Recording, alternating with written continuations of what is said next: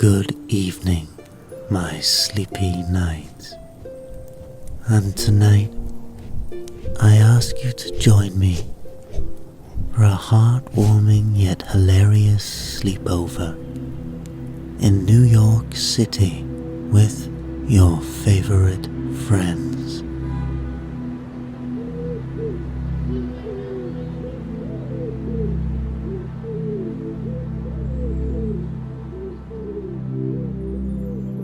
You arrive at Monica's apartment door in your comfiest red pajama pants and fuzzy blue slippers. A pillow tucked under one arm and a bag of sleepover snacks in the other.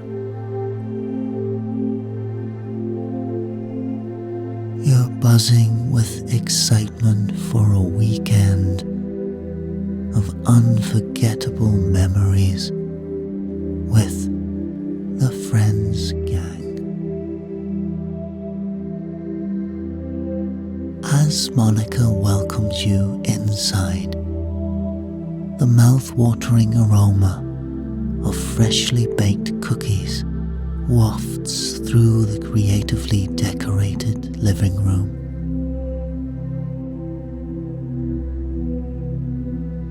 Phoebe and Joey are sprawled out on the carpet, assembling a 1,000-piece jigsaw puzzle of playful kittens. Phoebe rocks her signature rainbow tie-dye pajama pants, while Joey is clad in his blue plaid bottoms with a humorous "Got Milk" sleep shirt you got him last Christmas. Yay, you're here!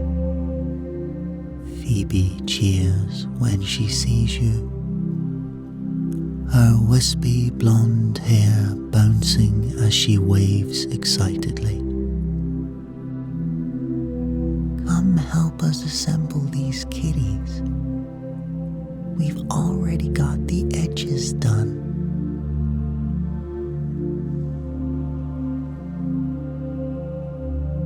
You join them on the floor, hunting through the pile of corner pieces as Joey regales us with a story about his disastrous day on set. Chandler is fully focused on meticulously setting up an elaborate domino track in zigzagging patterns across the room, his tongue sticking out slightly in concentration.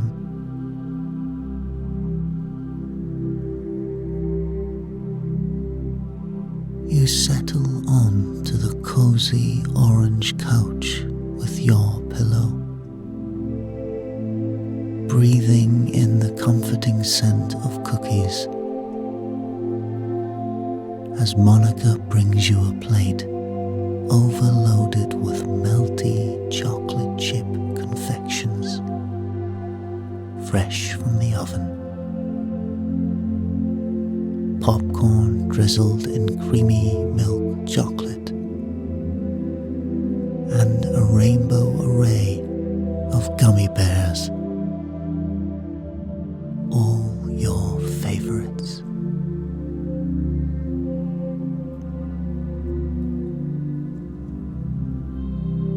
After a few cookies, you notice one member of the group still hasn't arrived.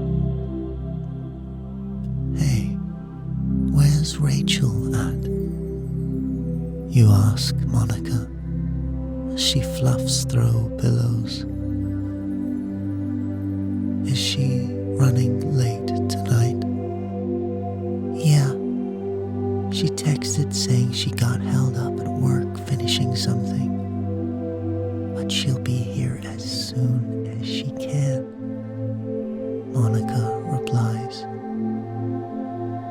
glancing at the cute kitten clock on her wall. It's already 8:30 p.m. and you know the plan was to start the fun at 8 sharp.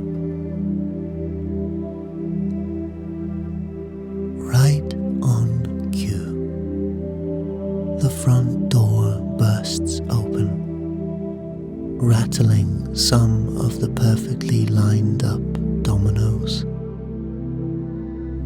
A flustered-looking Rachel comes blowing in, weighted down by an overstuffed tan leather purse, a silk pajama set, and a bottle of red wine. Her normally flawless blowout is frizzy, little flyaway strands falling haphazardly around her face, and her forehead is creased, her hazel eyes clouded with stress. Oh my God, you guys, I'm so sorry I'm late, Rachel exclaims, kicking off her pristine white heels and smoothing out the wrinkles of her work clothes. It's just been the week from hell.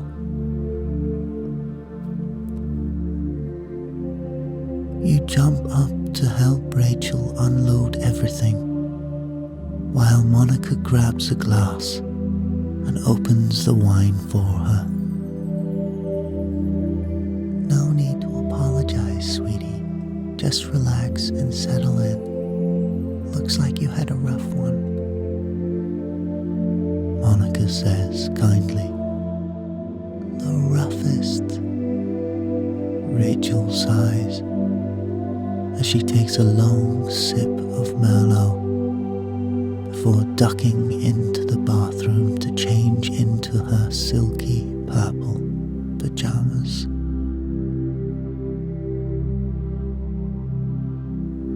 When she rejoins us in the living room a few minutes later, you notice she still seems preoccupied, compulsively checking her phone screen and bouncing her knee with nervous energy. You slide over on the couch to make room for her. Long day, huh? You say, rubbing her shoulder. Rachel takes another big gulp of wine and nods, clearly working up the courage to confess what's troubling her. She takes a deep breath before opening up to everyone. So, I completely and utterly screwed up this huge contract for one of our most important clients at work. And now, my boss says he'll fire me if I don't redo the whole thing flawlessly by Monday morning. Gasps echo around the room at the news. What? Monica exclaims, nearly dropping the plate of chocolate chip cookies. Honey, why didn't you tell us sooner so we could help you strategize or something? Oh, I didn't want to worry you guys or bring down the fun time we have planned this weekend, Rachel says, putting her head in her hands. I'm so sorry. I really thought I could fix this quietly without it being a big deal. Rach, you should never try to tackle stuff like this alone. you say firmly, rubbing her back. Forget about that contract this weekend. We're going to relax you and pamper you all night until you're recharged enough to deal with it. Absolutely, Phoebe agrees. In fact, I'm giving you my world-famous aromatherapy foot massage right this very second. Phoebe begins expertly massaging Rachel's feet, gently rubbing in scented oils of lavender. Meanwhile, Monica puts on a calming nature soundtrack of ocean waves and bird calls before dimming the string lights to a warm, cozy glow. You notice Rachel's furrowed brow already beginning to relax as she sinks back into the plushy cushions, her eyes drifting closed. After several long, soothing minutes of Phoebe working her foot massage magic, you promise to do an apartment-wide makeover session to really get into the fun spirit of the night.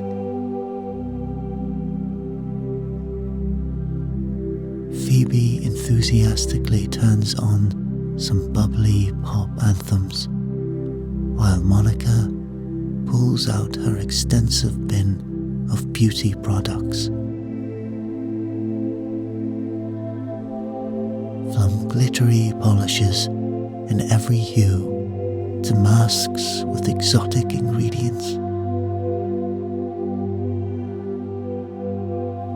Giggling uncontrollably, you smear on creams and masks until your faces are covered in layers of mint green, lavender purple, and mud brown. You sip Pinot Grigio through a swirly straw so as not to disturb your coating of fluorescent pink cream.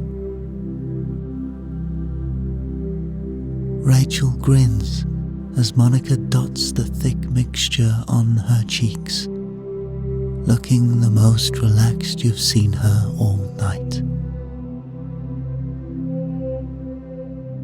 When you finally reveal your finished makeovers, you completely crack up over how wonderfully absurd yet gorgeous you all look.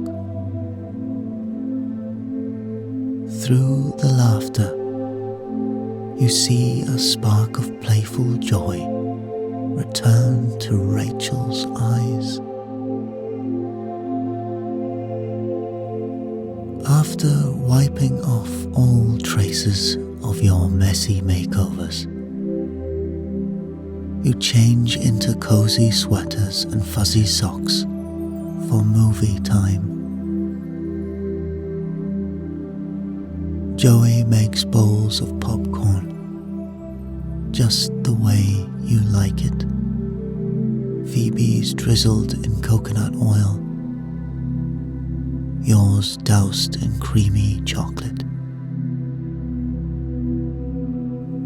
Settling onto the plush blankets and pillows now scattered across the living room floor, you giggle your way through two cheesy rom-coms.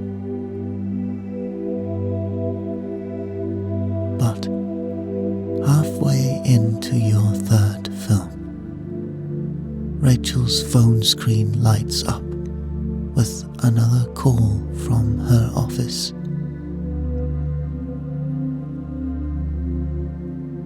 You hear her speaking in hushed but urgent tones to what seems like a panicked co-worker. She runs a hand through her hair, messing up the intricate braids Phoebe had carefully woven. Her eyes once again cloud over with stress.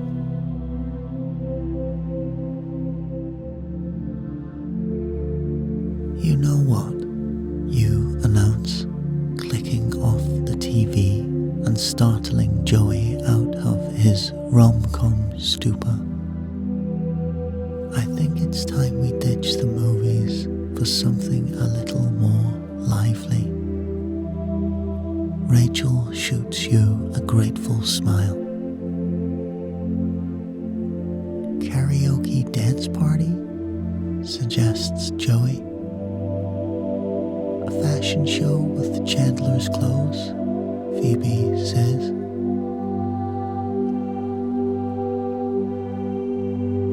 "Oh, how about truth or dare?" you propose, with an eyebrow waggle. The group lights up at the suggestion as Joey and Chandler clear space in the living room and Monica prepares snacks. "We've got your back, okay?" you tell Rachel, squeezing her hand supportively. "No matter what." Rachel pulls you into a tight hug. "Thank you," she whispers in your ear. "I don't know what I'd do without you guys." For the next few hours, you laugh hysterically over steamy truths and bold dares. Like when Joey demonstrates his uncanny ability to identify any food in the apartment just by smell alone, even with a blindfold on.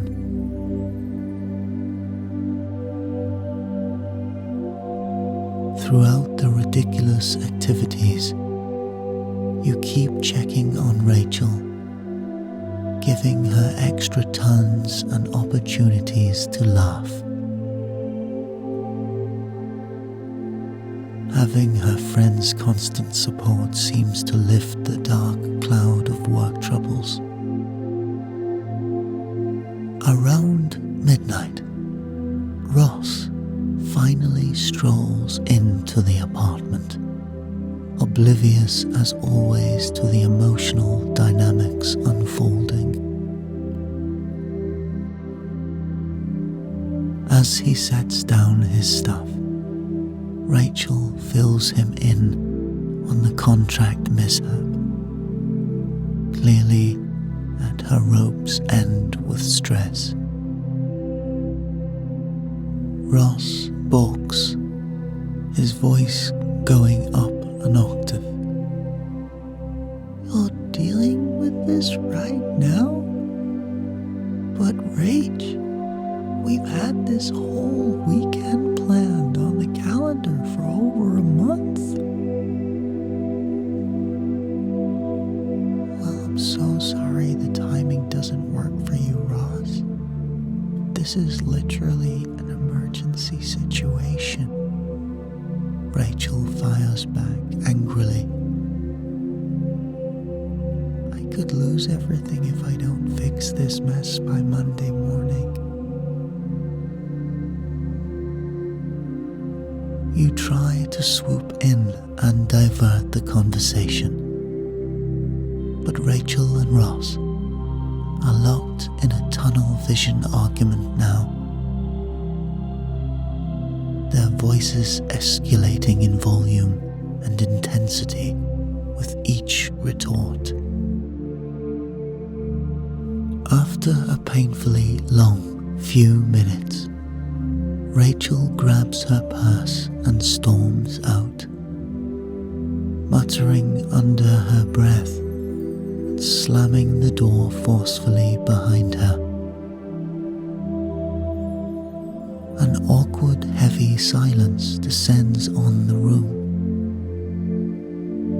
You pick at a loose thread on your pajama bottoms, wishing you could have eased the confrontation better. Ross slumps down on the couch, head in hands. I didn't mean to upset her more. I just think she needs more balance, you know? He says with a sigh. Yeah, totally reasonable point, replies Joey through a mouthful of popcorn. But save that chat for tomorrow, buddy. Tonight's about games and having fun with the gang. Joey passes the popcorn bowl to Ross, who takes a half-hearted handful. But without Rachel here, the carefree energy has totally fizzled out, replaced by a blanket of lingering tension.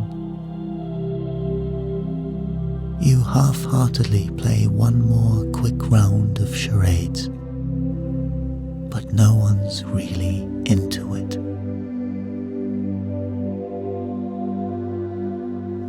At around 2 a.m., you announce you're going to try sleeping, collapsing onto a pile of blankets on the floor. But you lie for hours, tossing and turning, as you replay the charged argument again in your mind. Sometime later, urgent hushed voices pierce through. You force your bleary eyes open to see it's still dark outside. The living room lit only by the glow of a single lamp.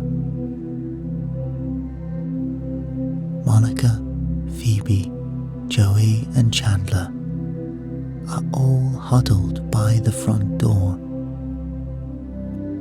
speaking in low, somber tones.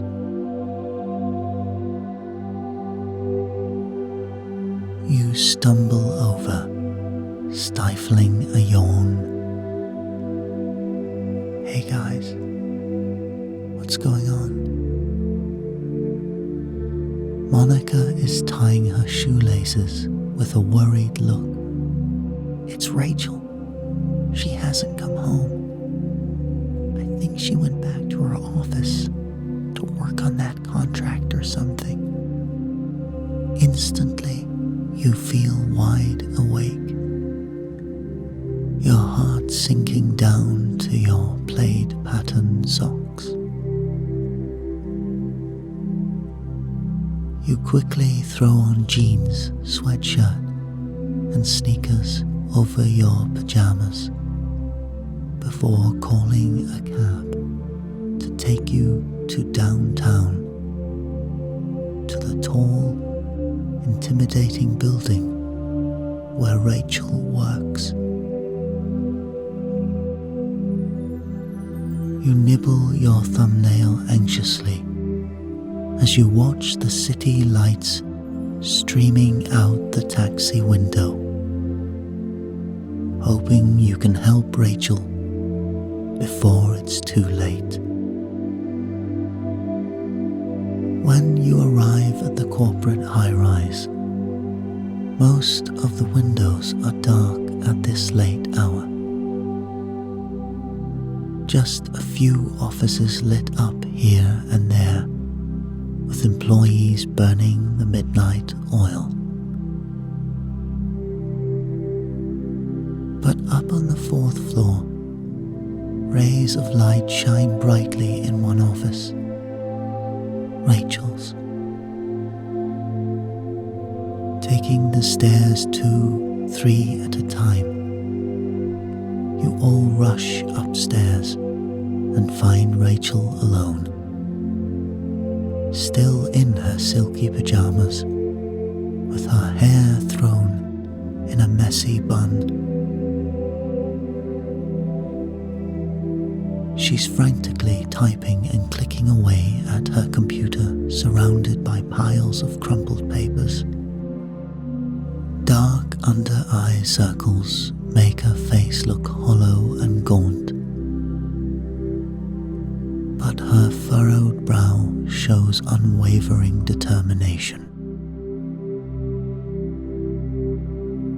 "Sweetie, you really should have told us you were coming here.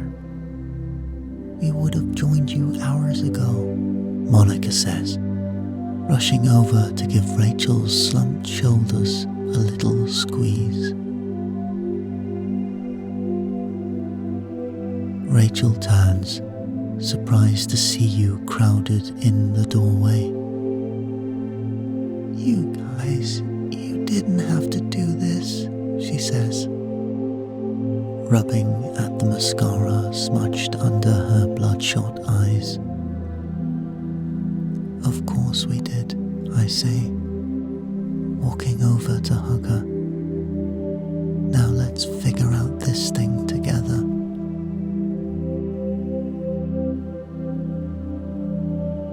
You crack your knuckles, ready to dig into the contract mess.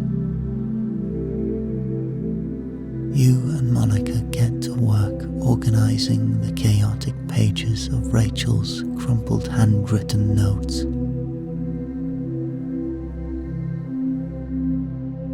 Meanwhile, Chandler pulls up templates and examples of other proposals and contracts that might have useful snippets we can borrow. You labor in focused silence, punctuated only by the click of keyboards and the occasional call of "check this section." As dawn approaches, the inky night sky outside the office windows gradually shifts to a hazy pale grey. And at 6:27 a.m. exactly, Rachel's printer whirs to life, spitting out the final page of the reconstructed contract. "We did it," she whispers over the buzz of the machine. The ghost of a tired but relieved smile appearing on her face.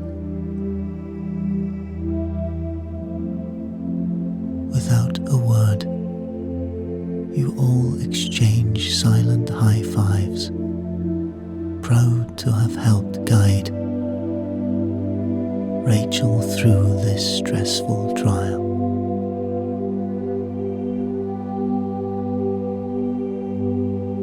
"Let's go home and get some rest," Monica says. Rachel nods, rubbing the dark circles under her eyes, as she neatly stacks the contract papers and secures them safely in a folder for her boss. Arm in arm, with Rachel in the middle, surrounded by her loyal troop of friends, you make your way outside into the soft glow of the early dawn. The air is misty, with a light rain that has just begun falling, speckling the sidewalk with shimmering droplets. Rachel breathes in deep, filling her lungs with the refreshing outdoor air after the stuffy staleness of the office. As you walk, she gives each of you a long, heartfelt hug.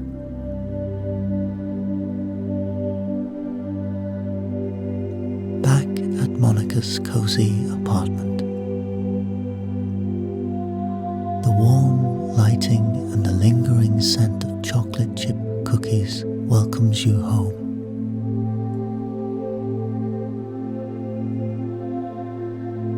No one feels much like sleeping after the crazy all-nighter adventure you shared. While Rachel takes a well-deserved hot bubble bath, you offer to cook up a hearty pancake breakfast for the group. Soon, the girls are helping set the table, while you ladle fluffy pancake batter onto the sizzling griddle. Rachel emerges just as you're plating the steaming short stack, dressed in fresh pajamas, with her hair in a messy bun. Over the pancakes and coffee, Rachel tells you how thankful she is to have gotten through the contract ordeal.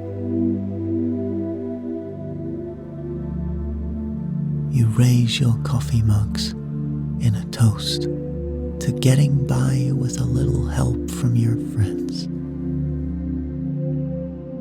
After eating, the peaceful living room slowly rings with soft snores as you each drift off to catch up on much needed sleep, scattered across makeshift beds and couches. As you sink into the cocoon of soft blankets, exhaustion washes over you. But despite being worn out from the wild ride of a sleepover, you can't stop smiling. The insane events of the night strengthened the bond between your little tribe in ways you know will last a lifetime. But meanwhile, Chandler and Joey still aren't asleep. During the night, they had decided to have a competition to see who can stay awake the longest, both determined to beat each other and winning the bragging rights.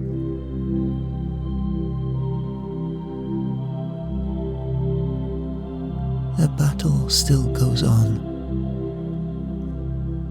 By consuming massive amounts of candy, soda, coffee, and other sources of sugar and caffeine.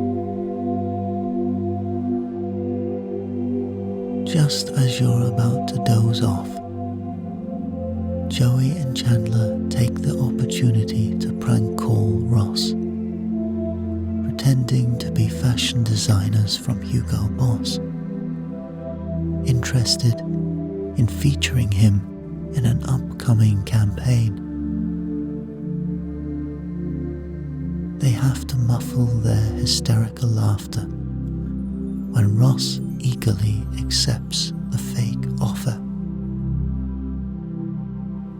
As the day wears on, Chandler and Joey retreat to their room to continue their competition away from sleeping ears. They entertain themselves by seeing who can catch the most Skittles in their mouth and stack the most Oreos on their forehead without them falling off. By the next evening, exhausted yet wired from all the sugar coursing through their veins, the two best friends build a pillow fort in the corner of the room and wage war on each other by pelting marshmallows across the fort walls. But eventually they collapse in exhaustion mid-battle. passing out cold before either can be declared the winner. Late the next morning, you tiptoe into their room to find them still snoozing deeply under the marshmallow floor. Legs and arms tangled in blankets. Joey is tucked up snugly in a sleeping bag, sheets covering his head, while Chandler is folded up on an armchair. You all dissolve into giggles at the sight of the pair. And of course, you stealthily snap some great photos of their deep sleep. This was a slumber party to remember.